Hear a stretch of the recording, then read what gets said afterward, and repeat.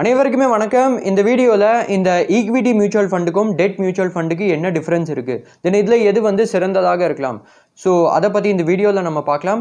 தென் இந்த equity mutual fund என்னது, dead mutual fund என்னது, இதோடைய மீனிங் என்னது, தென் இந்த ரெண்டு மியூச்சுவல் ஃபண்டுக்கு என்ன டிஃப்ரென்ஸ் இருக்குது, தென் எதில் வந்து ரிஸ்க் அதிகமாக இருக்குது இல்லைனா கம்மியாக இருக்குது, இது மாதிரி பல விஷயத்தை இந்த வீடியோவில் நம்ம பார்க்கலாம். தென் இந்த சேனலில் நான் வந்து இன்னுமே நிறைய இந்த மியூச்சுவல் ஃபண்ட் ரிலேட்டட் வீடியோஸில் கொண்டு வரலாம்னு இருக்கேன். ஸோ அதுக்கு நீங்கள் இந்த சேனலில் சப்ஸ்கிரைப் பண்ணிக்கோங்க, அப்போ தான் அந்த வீடியோஸை நீங்கள் மிஸ் பண்ண மாட்டீங்க. தென் ஒரு முக்கியமான டிஸ்க்ளைமர் என்னன்னா, இதை நான் வந்து கண்டிப்பாக சொல்லி ஆகணும். இந்த வீடியோவில் நான் உங்ககிட்ட எந்த விதமான நீங்கள் இந்த மியூச்சுவல் ஃபண்டை வாங்குங்க, அந்த மியூச்சுவல் ஃபண்டை வாங்குங்க, அது மாதிரிலாம் சொல்ல போகிறதே கிடையாது. சப்போஸ் நீங்கள் ஒரு மியூச்சுவல் ஃபண்டில் இன்வெஸ்ட் பண்ண போகிறீங்கன்னா நீங்கள் உங்களுடைய ஓன் ரிசர்ச் மற்றும் அனாலிசிஸ் பண்ணி மட்டுமே அந்த மியூச்சுவல் ஃபண்டில் இன்வெஸ்ட் பண்ணுங்கள். ஏன்னா mutual fund investments R subject to market risk. Please read all the scheme related documents carefully. இந்த வீடியோவை ஜஸ்ட் நான் வந்து எஜுகேஷனல் பர்பஸ்க்காக தான் கிரியேட் பண்ணிட்டு இருக்கேன். இந்த வீடியோவில் ஜஸ்ட் இந்த ஈக்விட்டி மியூச்சுவல் ஃபண்டுக்கும் டெட் மியூச்சுவல் ஃபண்டுக்கு என்ன டிஃப்ரென்ஸ் இருக்குது அதை பற்றி மட்டும் தான் சொல்ல போகிறேன். ஸோ இப்போது இந்த ஈக்விட்டி மியூச்சுவல் ஃபண்டுக்கும் டெட் மியூச்சுவல் ஃபண்டுக்கு என்ன டிஃப்ரென்ஸ் இருக்குது அது இப்போ நம்ம பார்க்கலாம். இப்போ இந்த ரெண்டு மியூச்சுவல் ஃபண்டில் உங்களுடைய பணத்தை இவங்க எங்கே இன்வெஸ்ட் பண்ணுறாங்க அந்த வித்தியாசம் இருக்குது. ஸோ அதனால் இந்த ஈக்விட்டி மியூச்சுவல் ஃபண்டு பொறுத்த வரைக்கும் இந்த ஈக்விட்டி மியூச்சுவல் ஃபண்டில் என்னென்னா, இப்போ ஒரு எக்ஸாம்பிளுக்கு சப்போஸ் நீங்கள் ஒரு ஈக்விட்டி மியூச்சுவல் ஃபண்டில் இன்வெஸ்ட் பண்ணுறீங்கன்னு வச்சுக்கோங்க. அந்த மியூச்சுவல் ஃபண்ட் உங்களுடைய பணத்தை வந்து ஈக்விட்டியில் இன்வெஸ்ட் பண்ணுவாங்க. அதாவது என்னென்னா, நிறைய கம்பெனிஸோடைய ஷேர்ஸில் வந்து இன்வெஸ்ட் பண்ணுவாங்க. நிறைய வெவ்வேறு செக்டார்லாம் இருக்கும், நிறைய செக்டார் இருக்கும். ஸோ அதனால் நிறைய செக்டார்ஸோடைய வேறு கம்பெனிஸில் அவங்க இன்வெஸ்ட் பண்ணுவாங்க. இதே நீங்கள் டெட் மியூச்சுவல் ஃபண்ட் எடுத்துக்கிட்டிங்கன்னா இதில் அவங்க என்னென்னா, இப்போ ஒரு எக்ஸாம்பிளுக்கு சப்போஸ் நீங்கள் ஒரு டெட் மியூச்சுவல் ஃபண்டில் இன்வெஸ்ட் பண்ணுறீங்கன்னு வச்சுக்கோங்க. அதில் உங்களுடைய பணத்தை இவங்க அந்த ஃபிக்ஸ்ட் இன்கம் இன்ஸ்ட்ருமெண்ட்ஸில் இன்வெஸ்ட் பண்ணுவாங்க. அதாவது என்னென்னா, அந்த கவர்மெண்ட் செக்யூரிட்டிஸு, கார்ப்பரேட் பாண்டு, தென் அந்த ட்ரெஷரி பில்னு கூட சொல்லுவோம், அதை நம்ம டி பில்னு கூட சொல்லலாம். அதில் வந்து இவங்க இன்வெஸ்ட் பண்ணுவாங்க. தென் இந்த டெட் மியூச்சுவல் ஃபண்ட் பற்றி இன்னும் ரொம்பவே சிம்பிளாக சொல்ல போனோம்னா, டெட் மியூச்சுவல் ஃபண்டில் என்னென்னா, இவங்க வந்து கவர்மெண்ட்டு, தென் ஃபினான்ஷியல் இன்ஸ்டிடியூஷனு, தென் கார்ப்பரேட் கம்பெனிஸ் அவங்களுக்கு வந்து லோன் மாதிரி தருவாங்க. தென் இவங்க வந்து இன்ட்ரெஸ்ட் கட்டுவாங்க. அதாவது என்னென்னா, பிரின்சிபலோட சேர்த்து அந்த இன்ட்ரெஸ்ட் வந்து கட்டுவாங்க. ஸோ அதனால அந்த டெட் மியூச்சுவல் ஃபண்ட் என்னன்னா அந்த இன்ட்ரெஸ்ட் வந்து கிடைக்கும். ஸோ இதுலையுமே என்னன்னா, அந்த டெட் இன்ஸ்ட்ருமெண்ட்ஸ் இருக்கு இல்லையா, அதுலையுமே பார்த்தீங்கன்னா அந்த மெச்சூரிட்டி டேட் இருக்கும், தென் ஃபிக்ஸ்டு இன்ட்ரெஸ்ட் ரேட் இருக்கும். தென் இந்த ரெண்டு மியூச்சுவல் ஃபண்ட் வந்து எப்படி க்ரோ ஆகும்னு கேட்டிங்கன்னா, இப்போது இந்த ஈக்விட்டி மியூச்சுவல் ஃபண்ட் பொறுத்த வரைக்கும் என்னென்னா, நான் சொன்ன மாதிரி இவங்க நிறைய கம்பெனிஸோடைய ஷேர்ஸில் வந்து இன்வெஸ்ட் பண்ணுவாங்க. ஸோ அதனால் இந்த நிறைய கம்பெனிஸ் இருக்கு இல்லையா, அது வந்து க்ரோ ஆகும்போது, அதாவது என்னென்னா அந்த கம்பெனிஸோடைய ஷேர் ப்ரைஸ் வந்து மேலே போகும்போது அப்போ என்னென்னா இந்த மியூச்சுவல் ஃபண்டுமே வந்து க்ரோ ஆகும், இதுவுமே வந்து மேலே போகும். இதை நீங்கள் இந்த டெட் மியூச்சுவல் ஃபண்ட் பொறுத்த வரைக்கும் நான் சொன்ன மாதிரி இவங்க வந்து கவர்மெண்ட்டு, தென் கார்ப்பரேட் கம்பெனிஸ், ஃபினான்ஷியல் இன்ஸ்டிடியூஷன் அவங்களுக்கு வந்து லோன் மாதிரி தருவாங்க. அது மூலியமாக அவங்களுக்கு இன்ட்ரெஸ்ட் வந்து கிடைக்கும். ஸோ அதனால் இந்த ரெண்டு மியூச்சுவல் ஃபண்டுக்கு பார்த்தீங்கன்னா இதுதான் வந்து மெயினான டிஃப்ரென்ஸு. தென் இந்த ரெண்டு மியூச்சுவல் ஃபண்டு பொறுத்த வரைக்கும் என்னென்னா, சப்போஸ் நீங்கள் இந்த ரெண்டு மியூச்சுவல் ஃபண்ட்லையுமே இன்வெஸ்ட் பண்ணுறீங்கன்னு வச்சுக்கோங்க. தென் அந்த மியூச்சுவல் ஃபண்ட் என்ன பண்ணுவாங்கன்னா, அதாவது என்னென்னா அந்த ஏஎம்சி கம்பெனி உங்களுடைய அந்த மியூச்சுவல் ஃபண்டை மேனேஜ் பண்ணுறதுக்கு அவங்களுக்கு பார்த்தீங்கன்னா நிறைய எக்ஸ்பென்ஸ்லாம் இருக்கும். அந்த எக்ஸ்பென்ஸ் இருக்கு இல்லையா, அதை வந்து மேனேஜ் பண்ணுறதுக்கு இவங்க வந்து சார்ஜ் பண்ணுவாங்க. அதை தான் நம்ம எக்ஸ்பென்ஸ் ரேஷியோன்னு சொல்லுவோம். நிறைய மியூச்சுவல் ஃபண்டில் என்னென்னா, என்னை பொறுத்தளவுக்கு எல்லா மியூச்சுவல் ஃபண்ட்லையுமே அந்த எக்ஸ்பென்ஸ் ரேஷியோ வந்து சார்ஜ் பண்ணுவாங்க. ஸோ இதுதான் வந்து இந்த எக்ஸ்பென்ஸ் ரேஷியோடைய மீனிங்கு. அடுத்ததாக இந்த ரெண்டு மியூச்சுவல் ஃபண்டோடைய என்னென்ன ப்ரோஸ் அண்ட் கான்ஸ்லாம் இருக்குது இப்போ நம்ம பார்க்கலாம். அதில் முதல்ல இந்த ரெண்டு மியூச்சுவல் ஃபண்டில் என்னென்ன ரிஸ்க்லாம் இருக்குது, ஸோ எது மாதிரியான ரிஸ்க்லாம் இருக்குது இப்போ நம்ம பார்க்கலாம். இப்போ நீங்கள் இந்த ஈக்விட்டி மியூச்சுவல் ஃபண்ட் எடுத்துக்கிட்டிங்கன்னா இதில் என்னென்னா ரிஸ்க் கொஞ்சம் அதிகமாகவே இருக்குது. ஏன்னா இதில் என்னென்னா கம்பெனிஸோடைய ஷேர்ஸில் வந்து இன்வெஸ்ட் பண்ணுறாங்க. ஸோ என்னைய பொறுத்தளவுக்கு என்னென்னா, சப்போஸ் நீங்கள் ஈக்விட்டி மியூச்சுவல் ஃபண்டில் ஷார்ட் டேர்முக்கு இல்லைனா ஒரு வருஷத்துக்கு 2 வருஷத்துக்கு இன்வெஸ்ட் பண்ணுறீங்கன்னா அப்போ அதில் ரிஸ்க் கொஞ்சம் அதிகமாகவே இருக்குது. ஏன்னா ஷார்ட் டேர்மில் என்னென்னா மார்க்கெட் வந்து வாலட்டைலாக இருக்கும். அதாவது என்னென்னா மார்க்கெட் வந்து மேலே கீழே போகும். அது மட்டும் இல்லாமல் ஒரு எக்ஸாம்பிளுக்கு சப்போஸ் ஏதாச்சும் ஒரு பேட் நியூஸ் வருதுன்னு வச்சுக்கோங்க, அதில் வந்து மார்க்கெட் வந்து கீழே வந்துடும். ஸோ அதனால் ஷார்ட் டேர்மில் அந்த ரிஸ்க் வந்து கொஞ்சம் அதிகமாகவே இருக்கும். இதே நீங்கள் லாங் டேர்ம் எடுத்துக்கிட்டிங்கன்னா ஒரு 10 வருஷத்துக்கு, தென் 15 வருஷத்துக்கு, 20 வருஷத்துக்கு, அப்போ அதில் என்னென்னா ரிஸ்க் இருக்குது, நான் இல்லைன்னு சொல்ல, ஆனால் ரிஸ்க் வந்து கம்மியாக இருக்குது compared to short term.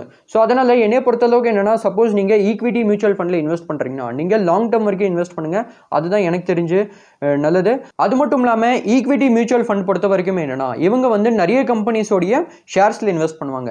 So அதனால் இவங்க வந்து என்னென்னா அதை வந்து டைவர்சிஃபை பண்ணி இன்வெஸ்ட் பண்ணுவாங்க. அந்த டைவர்சிஃபிகேஷன் இருக்கும். இப்போ ஒரு எக்ஸாம்பிளுக்கு இப்போ இவங்க வந்து நிறைய கம்பெனிஸில் இன்வெஸ்ட் பண்ணியிருக்காங்கன்னு வச்சுக்கோங்க. அதில் வந்து நிறைய கம்பெனிஸ் வந்து நல்லா பர்ஃபார்ம் பண்ணியிருக்கும், சில கம்பெனிஸ் வந்து நல்லா பர்ஃபார்ம் பண்ணியிருக்காது. அதில் பார்த்தீங்கன்னா ஒரு பேலன்ஸ் இருக்கும். இல்லைனா சில கம்பெனிஸ் தான் நல்லா பர்ஃபார்ம் பண்ணியிருக்கும், நிறைய கம்பெனிஸ் வந்து கேவலமாக பர்ஃபார்ம் பண்ணியிருக்கும். ஸோ அதுலேயுமே ஒரு பேலன்ஸ் இருக்கும். ஸோ அந்த டைவர்சிஃபிகேஷன் இருக்கும், அதுதான் எனக்கு தெரிஞ்சு முக்கியம். தென் நான் என்ன நினைக்கிறேன்னா, சப்போஸ் நீங்கள் ஒரு நல்ல ஈக்விட்டி மியூச்சுவல் ஃபண்டில் இன்வெஸ்ட் பண்ணுறீங்கன்னா நீங்கள் லாங் டேர்ம் வரைக்கும் இன்வெஸ்ட் பண்ணுங்கள். ஏன்னா அப்போ தான் அந்த மியூச்சுவல் ஃபண்ட் வந்து லாங் டேர்மில் நல்ல க்ரோ ஆகிறது கிடைக்கிறதுக்கு வாய்ப்பு இருக்குது. ஸோ இந்த ஈக்விட்டி மியூச்சுவல் ஃபண்ட் பொறுத்த வரைக்கும் என்னென்னா அந்த மார்க்கெட் ரிஸ்க் இருக்குது. ஸோ அதனால் நிறைய மியூச்சுவல் ஃபண்ட் என்ன சொல்கிறாங்கன்னா இந்த ஈக்விட்டி மியூச்சுவல் ஃபண்டில் ஹைலிருந்து இன்னும் ஹை ரிஸ்க் இருக்கலாம். நெக்ஸ்ட்டு இந்த டெட் மியூச்சுவல் ஃபண்ட் பொறுத்த வரைக்கும் என்னென்னா இதுலேயுமே ரிஸ்க் இருக்குது. ஸோ இதில் எது மாதிரியான ரிஸ்க்லாம் இருக்குன்னா அந்த டிஃபால்ட் பண்ணுற ரிஸ்க் இருக்குது. இப்போ எதை நம்ம டிஃபால்ட்னு சொல்லுவோம்னா, இப்போ ஒரு எக்ஸாம்பிளுக்கு ஒரு பர்சன் வந்து பேங்க் மூலியமாக லோன் எடுத்துட்டாங்கன்னு வச்சுக்கோங்க. தென் அந்த லோனை வந்து அந்த பர்சன் கட்டவே இல்லைனா அப்போது அது வந்து டிஃபால்ட் ஆயிரும். ஸோ அது மாதிரியான அந்த டிஃபால்ட் ரிஸ்க் இருக்குது. தென் இன்ட்ரெஸ்ட் ரேட் வேரி ஆகிற ரிஸ்க் இருக்குது, ரெகுலேட்டரி ரிஸ்க் இருக்குது. ஸோ இது போன்ற ரிஸ்க்லாம் இருக்குது. டெட் மியூச்சுவல் ஃபண்ட் பொறுத்த வரைக்கும் என்னென்னா இப்போது இதில் என்னென்னா இவங்க அந்த ஃபிக்ஸ்ட் இன்கம் இன்ஸ்ட்ருமெண்ட்ஸில் தான் இன்வெஸ்ட் பண்ணுவாங்க. இப்போ ஒரு எக்ஸாம்பிளுக்கு கவர்மெண்ட் செக்யூரிட்டிஸு, தென் ஃபினான்ஷியல் இன்ஸ்டிடியூஷன், தென் கார்ப்பரேட் கம்பெனிஸோடைய பாண்ட்ஸு, இது போன்ற இன்ஸ்ட்ருமெண்ட்டில் தான் இன்வெஸ்ட் பண்ணுவாங்க. ஸோ அதனால் அவங்க வந்து லோன் மாதிரி தராங்க. அதாவது என்னென்னா இப்போ நான் உங்ககிட்ட சொன்னேன் இல்லையா, அவங்களுக்கு வந்து இவங்க லோன் வந்து தராங்க. ஃபினான்ஷியல் இன்ஸ்டிடியூஷன், கார்ப்பரேட் கம்பெனிஸ் அவங்க வந்து இன்ட்ரெஸ்ட் வந்து பே பண்ணுறாங்க. ஸோ அதனால் அதில் எது மாதிரியான ரிஸ்க் இருக்கும்னா, சப்போஸ் அவங்க வந்து அந்த லோனை வந்து கட்டலினா என்ன ஆகும், அதாவது என்னென்னா அந்த லோனை வந்து டிஃபால்ட் பண்ணிட்டா என்ன ஆகும். ஸோ அது போன்ற ரிஸ்க் இருக்குது. அதுக்கப்புறமாக அந்த இன்ட்ரெஸ்ட் ரேட் இருக்கு இல்லையா, அது வந்து வேரி ஆகும். ஸோ அது மாதிரி வேரி ஆகும்போது உங்களுக்கு கிடைக்கக்கூடிய அந்த ரிட்டர்ன் இருக்கு இல்லையா, அதுலேயுமே வேரியேஷன்லாம் இருக்கும். ஸோ இது போன்ற ரிஸ்க்லாம் இருக்குது. ஆனால் இந்த டெட் மியூச்சுவல் ஃபண்டை நீங்கள் இந்த ஈக்விட்டி மியூச்சுவல் ஃபண்ட் வச்சு கம்பேர் பண்ணும்போது இதில் வந்து ரிஸ்க்கு கொஞ்சம் கம்மியாக இருக்குது. ஆனால் ரிஸ்க் இருக்குது, நான் இல்லைன்னு சொல்ல மாட்டேன்.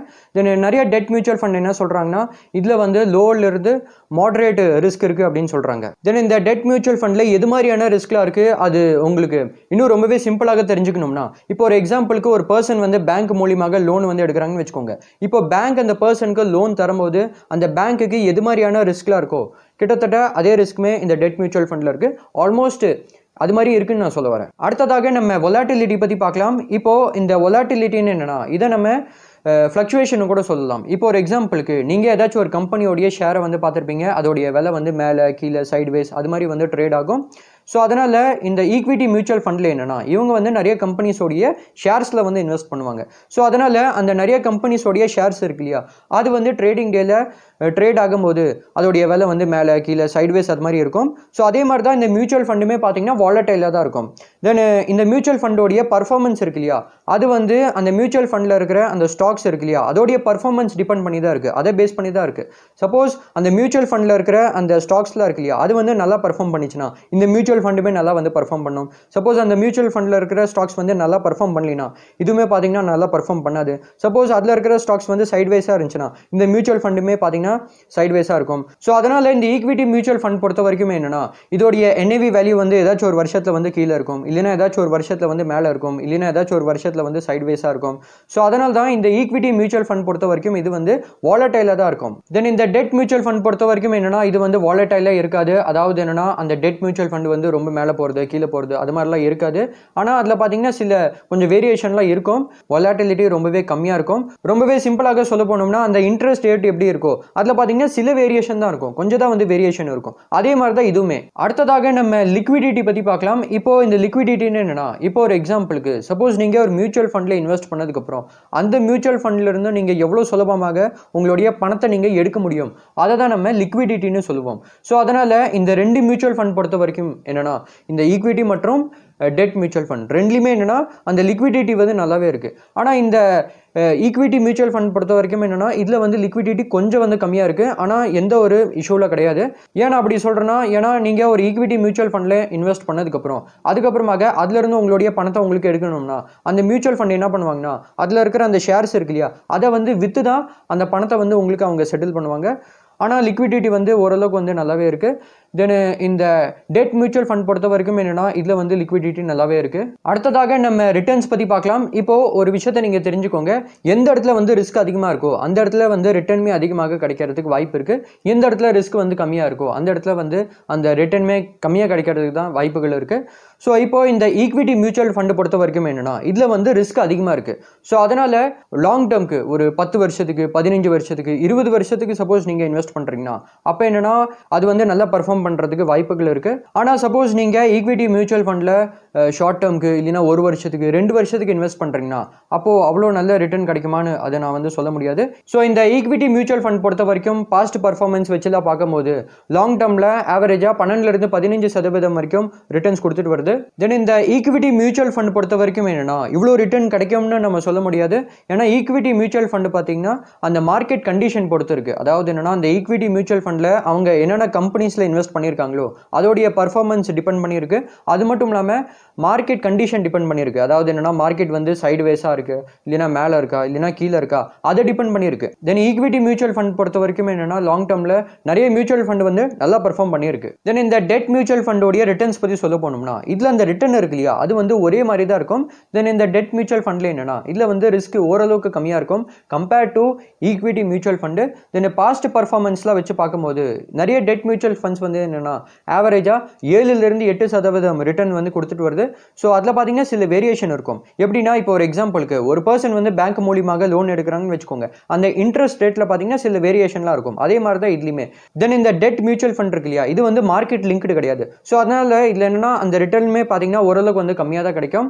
எப்படின்னா நான் சொன்ன மாதிரி இவங்க வந்து அந்த corporate companies, financial institution, government அவங்களுக்கு வந்து லோன் தராங்க. அது மூலியமாக இவங்களுக்கு இன்ட்ரெஸ்ட் வந்து கிடைக்குது. ஸோ அதுலேயே நீங்கள் இது வந்து தெரிஞ்சுக்கலாம். அடுத்ததாக சில பேருக்கு ஒரு கேள்வி இருக்கலாம், நான் வந்து இந்த ஈக்விட்டி மியூச்சுவல் ஃபண்டில் இன்வெஸ்ட் பண்ணுறதா இல்லைனா டெட் மியூச்சுவல் ஃபண்டில் இன்வெஸ்ட் பண்ணுறதா அப்படின்னு கேட்டிங்கன்னா என்னை பொறுத்தளவுக்கு என்னென்னா அந்த டைவர்சிஃபிகேஷன் ரொம்பவே முக்கியம். அதாவது என்னென்னா நீங்கள் டைவர்சிஃபை பண்ணி இன்வெஸ்ட் பண்ணலாம்.